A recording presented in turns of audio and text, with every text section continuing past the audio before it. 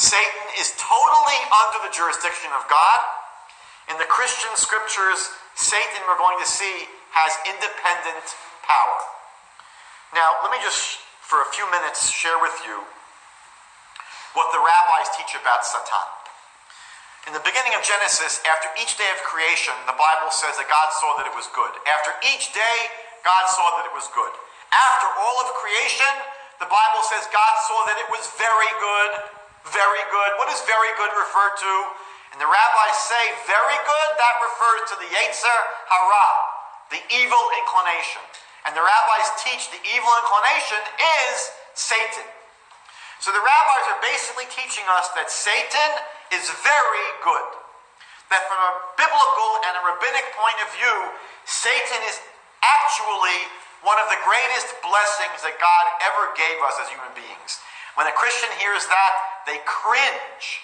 Satan is a great blessing? They can't imagine that. But the rabbis are teaching that no, Satan plays a critical purpose in God's world for two reasons, basically. Number one, the rabbis teach that Satan is essentially the vital force that animates human beings. The rabbis teach if it wasn't for our Yetzer Hara, if it wasn't for our evil inclination, people would not get a job, they would not get married, they would not have children, they would not build a house, they would be couch potatoes. Basically, you can look at the Satan, the Yetzer Hara, almost like Freud's id or or ego. The Satan, the Yetzer Hara, is basically this vital force that animates and drives the human being. Their id, their ego. And without this force, we'd be very lethargic human beings. We'd have no ambition, no drive. But more importantly, what the rabbis are saying is that when we have this obstacle, when we have this opponent, when we have this adversary, it allows for virtue. If we lived in a world where there were no temptations, if we lived in a world where there were no obstacles, no roadblocks, no obstructions to spiritual progress, there'd be no opportunity for virtue. If we lived in a world where it was so natural and easy to always be good, there'd be no virtue in being good. The reason it's virtuous to be good is because there are many temptations not to be good. For example, if there was no sexual impulse, then there'd be very little virtue in people being faithful to their spouses. If the opposite sex looked like a sack of potatoes, then it wouldn't be too difficult not to commit adultery. However, we live in a world where the sexual temptation is very, very strong. So to resist that requires a certain amount of strength, and it shows the person is virtuous. And if people didn't have supernatural attractions to money, if you found a pile of money on the street, $100,000 in a bag, and you weren't supernaturally driven to keep it, there'd be no virtue in returning it. You'd say, money, it could be a pile of dirt. But no, we are very attracted to that pile of money. So for a person to say, I'm going to do the right thing and return it to its owner, that is virtuous. And the reason this is so important, and again, I'm covering a lot of ground philosophically in two sentences, but both Christianity and Judaism say, both of our religions say, that the goal of human beings is to be in heaven. We call it in the Jewish faith, Olam Haba, the world to come. Because basically we're only in this world for 120 years max. We're on this world for a very short period of time. But after we finish our journey in this world and our body decomposes in the ground, our soul exists eternally. Our soul is not physical, it's spiritual. So the end point of human existence for both Jews and Christians is the world to come, is bliss, is heaven. Big question. If the whole purpose for human beings is to be in heaven, why didn't God just stick us there? If God's hope and intention is that all human beings be able to experience heavenly bliss and experience godliness in the next world, why stick people in this crazy world down here, which is so ungodly? Why not just put people automatically in heaven? And the Kabbalists teach a concept called Nahama Dechisufa, the bread of shame. That if you give people a free gift that they didn't work for, that they didn't earn, they don't value it. As a matter of fact, they're embarrassed by it because they had they had to be receiving a handout. It's almost as if you were so pathetic and you're such a loser, you couldn't get it unless I gave it to you as charity.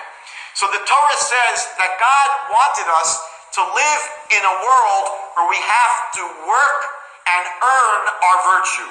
We have to work to earn our place in the world to come. We don't get it as a free gift. Christianity says it comes as a free gift. Judaism says no, it's not a free gift. You're put in this world, the book of Job says, Adam la'amol yulad. People were born to toil. And the toil that it's talking about is not just going to work for 8 hours a day. It's the toil of overcoming temptations, overcoming our natural resistance to spirituality. And by overcoming these temptations, by passing these tests, by overcoming these roadblocks and these obstacles, things that get in the way, when you climb over and navigate these obstacles, you grow your spiritual muscles. You become a more spiritual person. You grow as a human being. You become a bigger person by exercising your spiritual muscles. So it could be a bad thing for you if you crash into the obstacle, you crash and burn, right? You failed the test. That wasn't good for you. But human beings were told to have the ability to pass these tests. God says to Cain, sin is always going to tempt you, but you can rule over it. We have the ability to veto evil and to veto sin. We can climb over these obstacles, and by climbing over them, we can become bigger people and earn our share in the world to come. From a Christian point of view, there's no good reason for putting people in this world. No good reason whatsoever. We understand from a Jewish point of view why God says that the Yetzer Hara, Satan, is very good. Because without it, we could not be human beings. Let's just conclude by looking at the Christian concept of Satan. In 2 Corinthians chapter 4, but if our gospel be hidden, it is hidden from them that are lost, in whom the God of this world has blinded the minds of them which believe not, lest the light of the glorious gospel of Christ, who is the image of God, should shine unto them. We learned before that in the Christian Bible, we're told that the Jewish people did not believe in Jesus because Satan blinded their eyes to the truth. But here I wanted you to point out, to show you that the Christian Bible refers to Satan as the God of this world. That's how powerful Satan is. Satan is the God of this world, basically rules this world. So in the Christian concept, again, Satan is a fallen angel that rebelled against God. He's no longer on God's team. He leads an opposing team. If you look at the Interpreter's Bible commentary, they write that Paul sees this world as a battleground in which Satan and his hosts contend with God and his forces for the lives of men. Again, explaining very clearly that in the Christian vision, Satan and God are two opposing teams. It's not one team. It's two opposing teams. And you'll see in John, the Gospel of John, chapter 12, chapter 14, and chapter 16, the Gospel writer speaks about Satan as the prince of this world. Again, Satan described as basically the ruler of the world we're living in. Why? Because you'll see in 1 John chapter 3, he that commits sin is of the devil. For the devil sins from the beginning.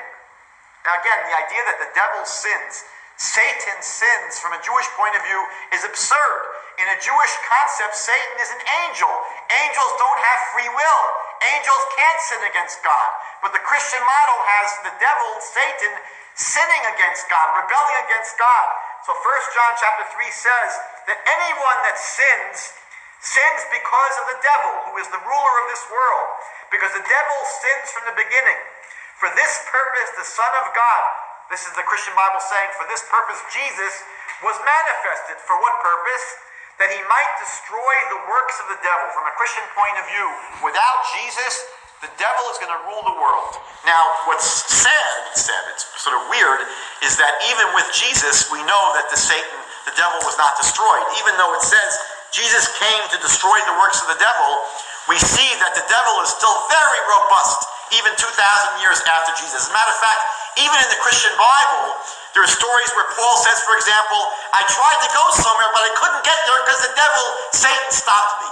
So even in the times of Jesus, he didn't defeat the devil whatsoever. That's, again, another thing that the Christian world puts off until the second coming. Because, again, Jesus didn't accomplish much in this world. Ephesians chapter 6, verse 11, put on the whole armor of God that you may be able to stand against the wiles of the devil.